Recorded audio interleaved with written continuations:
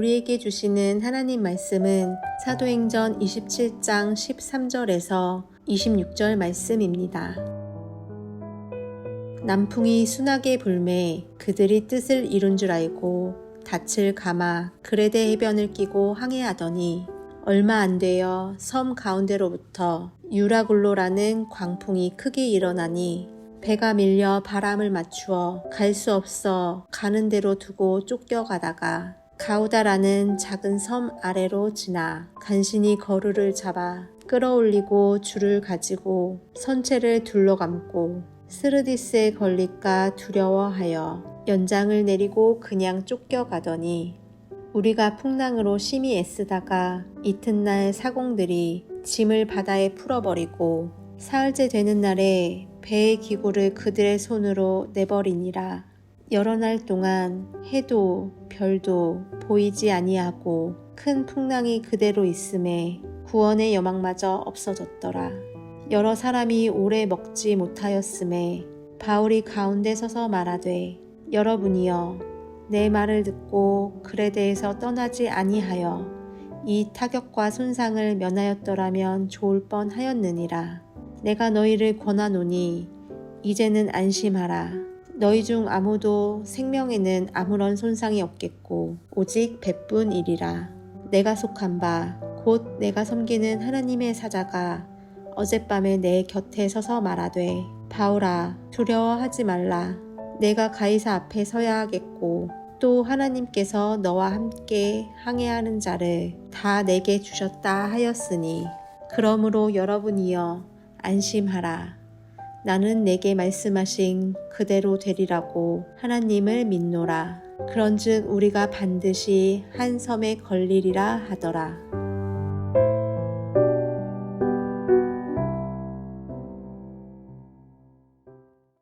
거룩한 주일입니다. 오늘도 주 앞에 나오신 여러분 모두에게 하나님의 은혜와 사랑이 함께 하시기를 예수님의 이름으로 축원합니다. 오늘은 사도행전으로 강의하는 마지막 주일입니다. 오늘까지 71일 동안 사도행전 강해를 했고 이제 이번 주 목요일에 사도행전 강해를 마치게 됩니다. 금요일부터 9월 한 달 동안은 히브리서 말씀을 보게 될 것입니다. 우리가 예수님을 예수 그리스도라고 할 때 크리스토스라는 것은 기름 부음 받은 자라는 뜻입니다. 예수님께서 기름 부음 받은 자이시다. 이것은 만왕의 왕이시고 대선지자이시고 대제사장이시다라는 뜻입니다. 그 중에 예수님께서 대제사장이심을 설명하는 말씀이 히브리서입니다. 9월 한 달 동안 히브리서 말씀을 우리가 공부할 때 그 진리의 빛이 우리의 심령 가운데 임하고 더욱더 예수님을 알아가는 귀한 시간 되기를 저는 기도하며 준비하고 있습니다. 오늘 본문은 사도 바울이 로마를 향해 가고 있는 모습입니다. 그런데 사도 바울을 태운 배가 풍랑 속으로 들어갔습니다. 풍랑 속으로 들어간 이유는 배 안에 있는 사람들이 바울의 말보다 선장과 선주의 말을 더 믿었기 때문입니다. 전문가의 말을 귀 기울여 듣는 것은 당연한 일입니다. 그런데 성경은 배 안의 사람들이 선장과 선주의 말을 믿었다, 헬라어로 페이도했다라고 의도적으로 기록합니다. 이 말은 전문가의 말을 하나님 말씀처럼 믿었다라는 뜻입니다. 하지만 인간의 판단이란 늘 그의 생각과 욕심과 맞물려 있기 때문에 계속 배를 돌려야만 이익을 보는 선장과 선주의 입장에서는 무리한 항해가 더 이익이 됐기 때문에 그들은 항해를 할 수 있다라고 말을 합니다. 풍랑을 만나기 전에 마지막 미양이라는 곳에 정박했을 때 배 안의 사람들이 이왕이면은 휴양지인 편안한 베니스에 가서 쉬고 싶다라며 다수결로 정하자. 그리고 출항해서 드디어 오늘 본문과 같이 유라굴로 광풍을 만나게 됐습니다. 배가 풍랑에 들어간 이유는 사람의 말을 하나님 말씀보다 믿었기 때문이었고 욕심에 빠져있기 때문이었고 조급했기 때문이고 편한 곳을 선택했기 때문이며 또한 다수의 의견을 신봉했기 때문이었습니다. 그리고 또 한 가지가 처음의 성공에 너무 도취되었기 때문이다. 오늘 본문의 첫 절인 사도행전 27장 13절에 나오는 말씀입니다.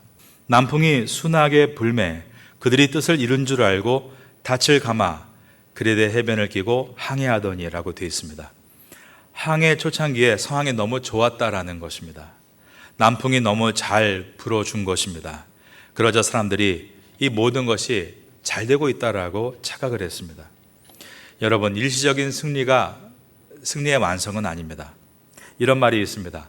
실패하는 사람보다 실패해보지 못한 사람이 더 위험하다. 사탄의 계략은 처음에 순풍을 불어주는 것입니다. 사탄의 일이라고 할 수 있는 도박장에서 그것을 잘 볼 수 있습니다. 도박장의 전략은 손님이 오면 처음에 많이 잃어주는 것입니다. 순풍을 불어주는 것입니다. 그러면 손님은 내가 이렇게 도박에 재능이 있었는가 놀라워하면서 점점 큰 액수를 걸게 됩니다. 그러면 슬슬 손님은 풍랑 속으로 들어가게 되고 마지막에는 모든 것을 다 잃고 마는 것입니다. 하지만 우리의 인생이 도박은 아니지 않습니까? 초창기에 우리에게 너무 지나친 성공이 올 때 그것을 자신의 힘이라고 오해해서는 안 됩니다.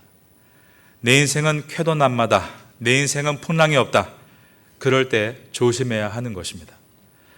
이것을 반대로 말한다면 깊은 풍랑 속에 들어가도 낙심하지 말라는 메시지입니다. 훗날에는 그 연단의 시간이 우리가 더 큰 풍랑에 들어가지 않기 위한 은혜의 시간이었음을 알게 될 것이기 때문입니다. 이것을 배워가는 것이 저는 신앙이라고 생각합니다. 우린 누구나 살면서 한 번쯤 인생의 폭풍 속으로 들어가게 됩니다.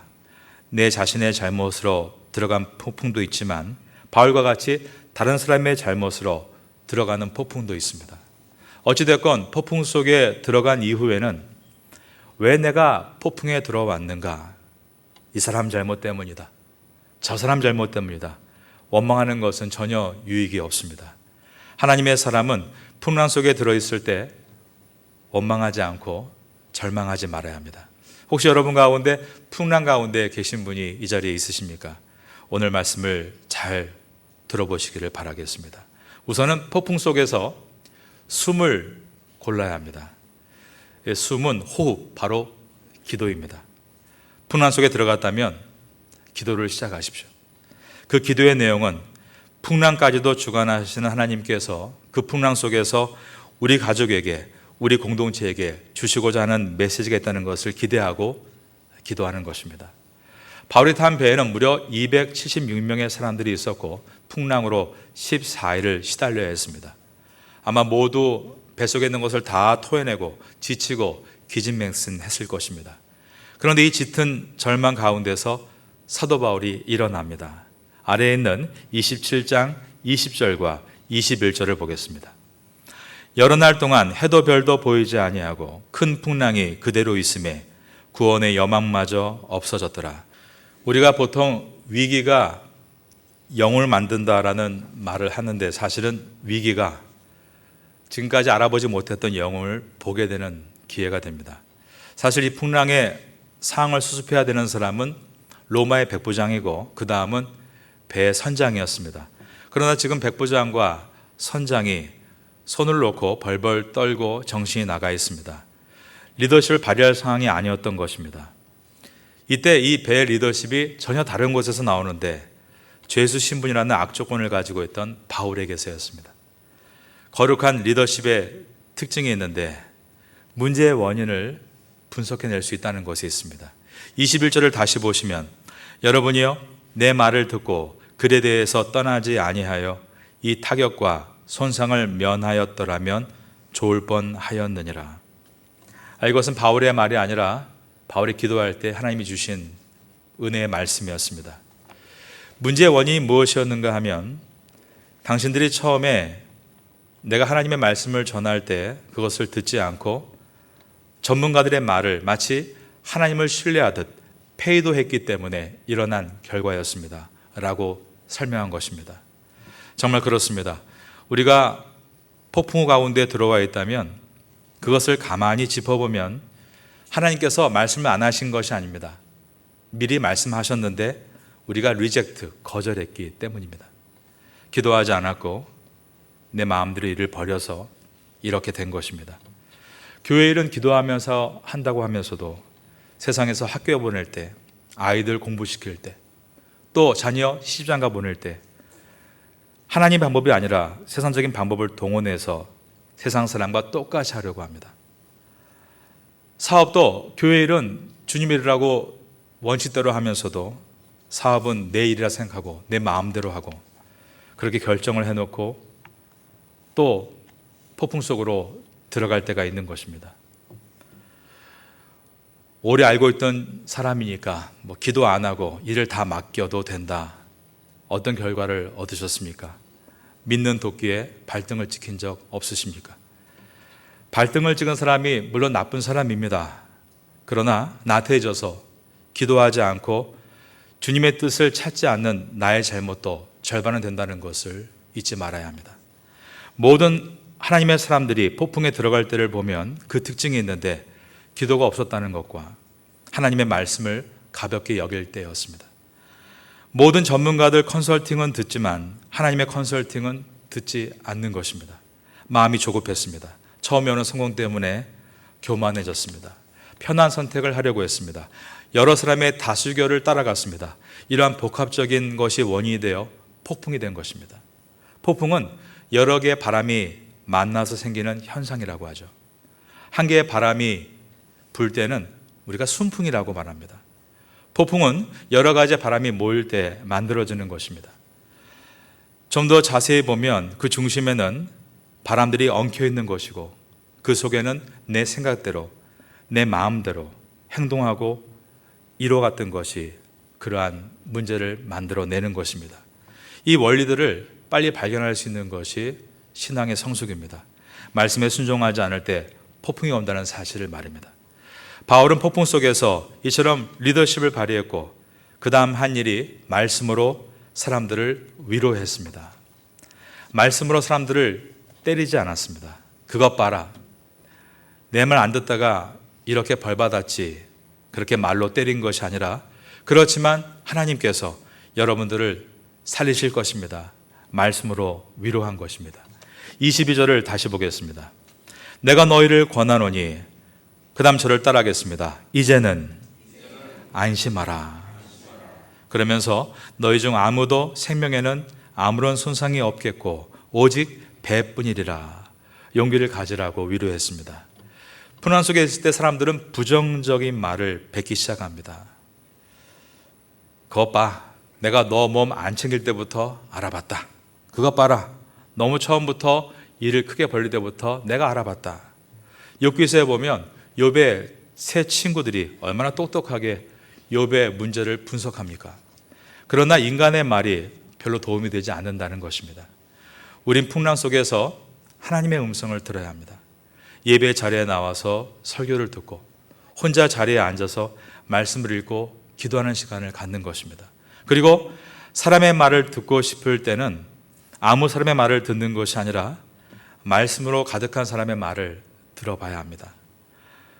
누가 풍랑 속에 여러분의 멘토가 될 수 있습니까? 바울과 같이 하나님의 말씀과 가까이 있는 사람이 여러분의 멘토가 되어줄 수 있는 것입니다. 파테야 선교교회에서 제가 강의 설교가 여러분의 사업에 실질적인 도움이 되지는 못할 겁니다. 여러분의 학업에도 그것이 성적을 올리는 데 도움이 줄 수는 없을 것입니다. 하지만 저는 제가 해야 될 일이 끝까지 여러분 옆에 있는 것이라고 생각합니다.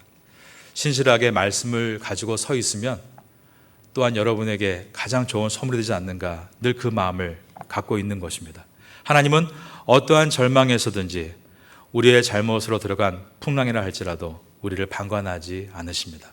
그 말씀을 믿음의 사람의 입을 담아서 우리에게 찾아오게 해서 용기를 부어주시는 것입니다.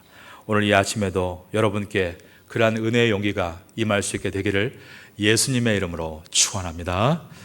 여러분 주위에 이런 말을 해줄 수 있는 멘토가 일어나기를 바라고 무엇보다 여러분이 누군가 풍랑 가운데 있을 때 그러한 멘토가 되어주기를 바라겠습니다.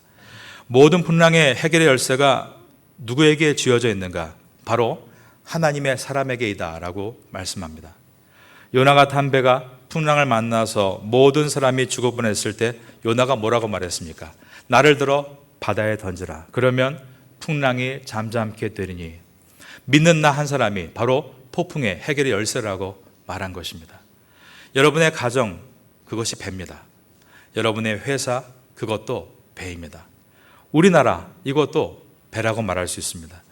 이 배가 지금 폭풍 안에 들어와 있다면 그 문제를 해결할 수 있는 사람은 다름이 아닌 바로 여러분인 것입니다. 바로 내가 그 바울 안에 있는, 그 배 안에 있는 바울이 되어야 합니다. 그래서 세상 사람들과 함께 탄 그 배 속에서 나는 하나님의 사람으로서 이 배가 폭풍 속에서 어떻게 빠져나올 것인가를 놓고 무릎 꿇고 총력을 기울여서 주 앞에 기도해야 합니다. 그리고 주님의 뜻을 발견해야 하는 것입니다.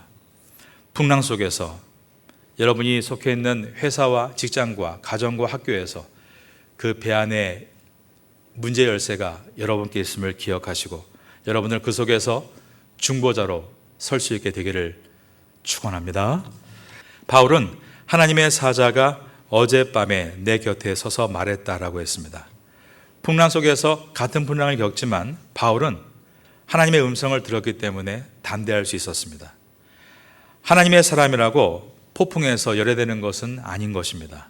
그런데 바울은 그 폭풍 속에서 하나님의 음성을 들었기 때문에 폭풍이 바울을 압도하지 못했습니다. 그런데 세상의 사람들은 뉴스의 소리에만 귀를 기울이니까 상황의 노예가 되는 것입니다. 여러분도 폭풍에서 열애될 수는 없습니다. 그러나 여러분이 기도하고 상황을 보면 그 상황을 압도하시는 하나님의 임재를 보게 될 것입니다. 바울은 담대했습니다. 하나님께서 하나님의 사자를 통해 바울에게 주신 것은 원래의 비전, 그 비전을 다시 떠올리게 하시는 것이었습니다. 24절입니다. 바울아, 두려워하지 말라. 내가 가이사 앞에 서야 하겠고 또 하나님께서 너와 함께 항해하는 자를 다 내게 주셨다 하였으니. 배 안에 있는 사람들은 당장 폭풍 속에서 건진받고 싶은데 하나님은 바울에게 내가 준 사명을 다시 기억하라 라고 말씀하셨습니다. 너는 로마로 가서 가이사 황제 앞에 서야 한다.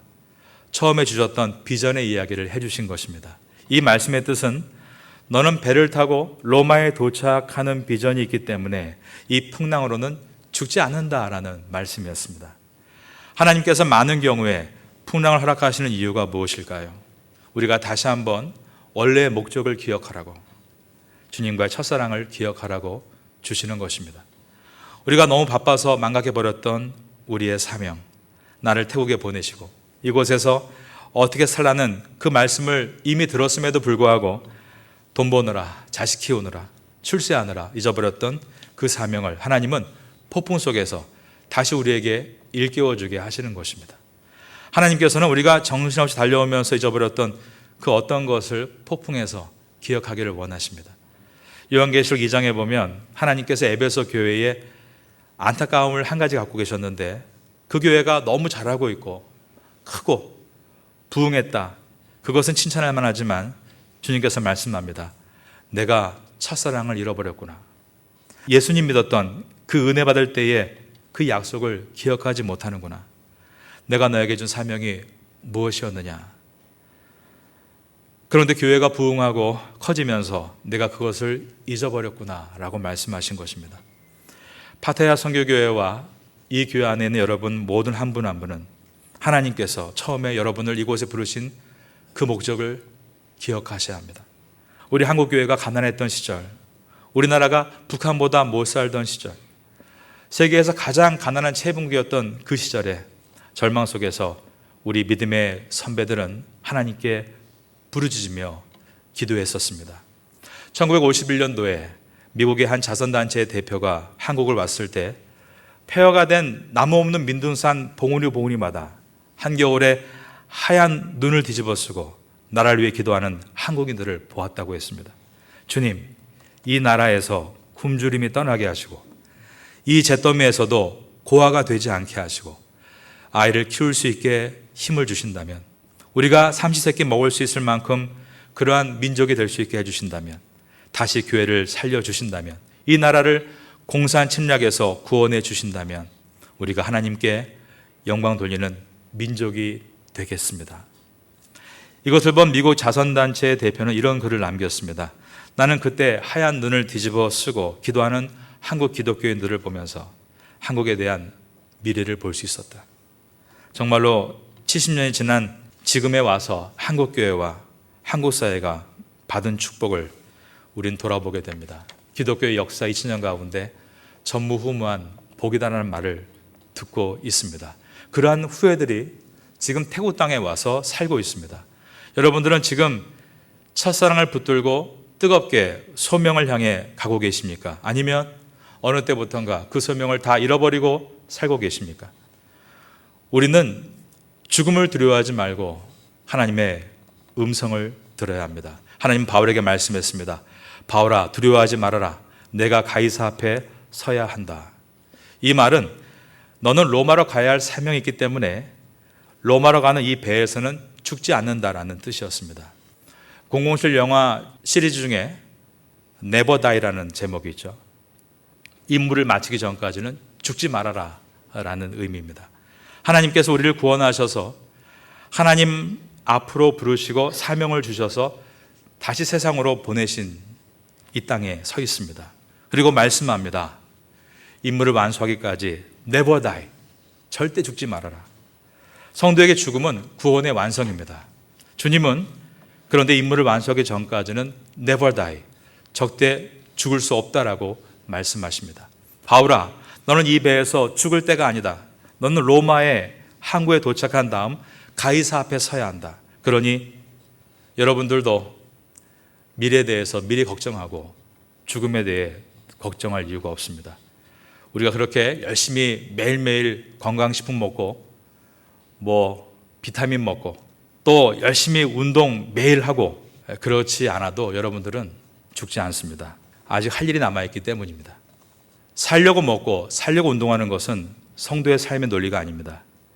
주님께서 맡기신 이 땅에서 일을 잘 감당하기 위해 열심히 먹고 운동하는 것이 성도의 식생활입니다.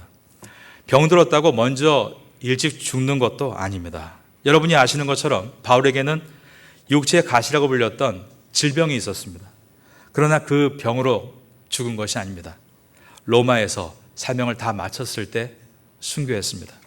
성도는 사명이 있으면 사는 것이고 사명을 다 마치면 하나님의 나라, 그리스도의 나라, 성도의 나라에서 영원한 안식을 얻게 되는 것입니다.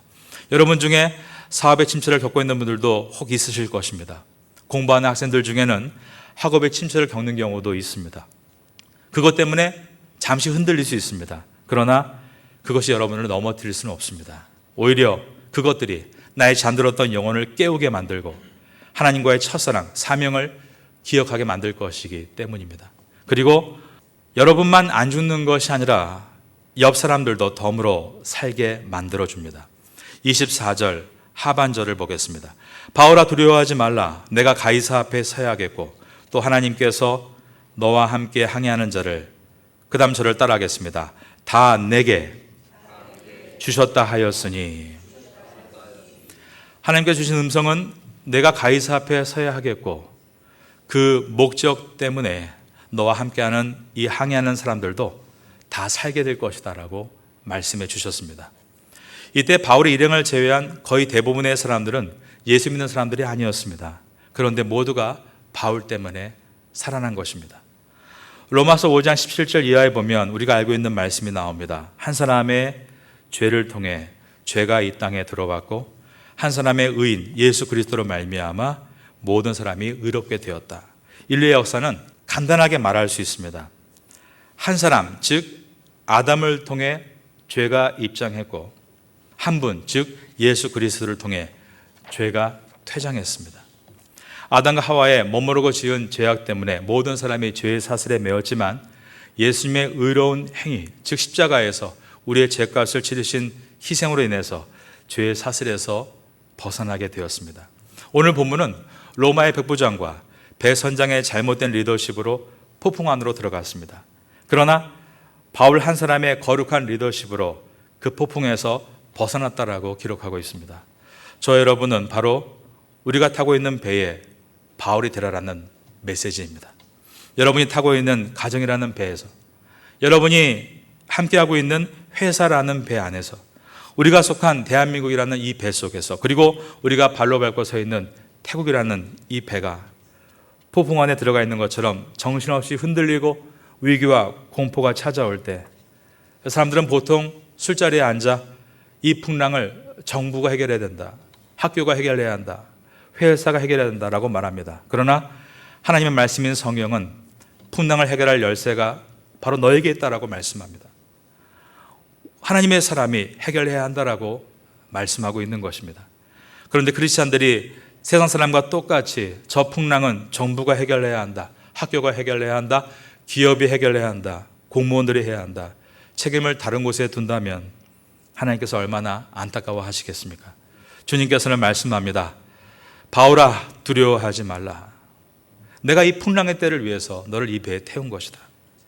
내가 너를 이 태국에 부른 것은 이 때에 너를 바울이 되게 하기 위해서이다 말씀하고 있는 것입니다.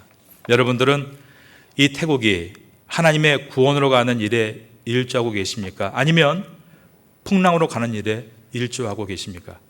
여러분이 탄 배, 교회와 가정과 학교와 회사를 풍랑에서 나오도록 의의 자리에서 일조하는 것이 아니라 함께 죄 가운데 빠져 있어서 그 배가 풍랑 가운데 들어가도록 동조하고 있다면 가장 먼저 회개할 사람은 바로 우리 자신인 것입니다. 혹시 다른 사람의 잘못 때문에 여러분의 배가 폭풍으로 들어가고 있습니까? 너무 억울해하지 마십시오. 하나님께서는 이 위기를 기회가 되도록 누군가에게 열쇠를 쥐어주시기 위한 기회로 삼아주시는데 바로 그 주인공이 여러분이 될 것이기 때문입니다. 그 열쇠는 기도하는 사람에게 쥐어지게 될 것입니다. 하나님의 사람이 기도의 리더십을 갖고 말씀을 붙잡고 비전을 말하기 시작하면 여러분의 탄 배는 반드시 절망의 폭풍에서 벗어나게 될 것입니다. 태국 땅에 살고 있는 우리가 이 태국의 폭풍 속에서 많은 영혼들을 다시 은혜의 길로 이끄는 성도가 되기를 소망하며 기도할 때 하나님은 반드시 그러한 사람들을 우리를 빚으시고 인도해 가실 것을 믿습니다. 왜냐하면 주님의 비전은 그 풍랑이 아니라 풍랑 밖에 저 너머에 있는 주님의 나라를 우리에게 표시하고 있기 때문입니다. 이 어두운 세상 가운데 풍랑 너머에 비전을 붙잡으심으로 풍랑 속에서 승리할 수 있는 성도가 될 수 있기를 마지막으로 예수님의 이름으로 축원합니다.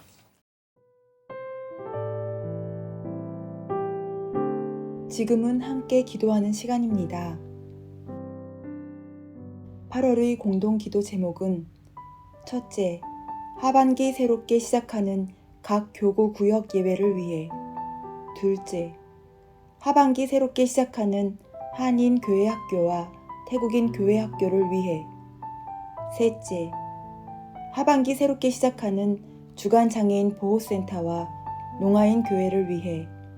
넷째, 각 사역팀들마다 귀한 일꾼들이 자원하도록 말씀을 붙잡고 기도하는 귀한 시간 되시기를 소망합니다.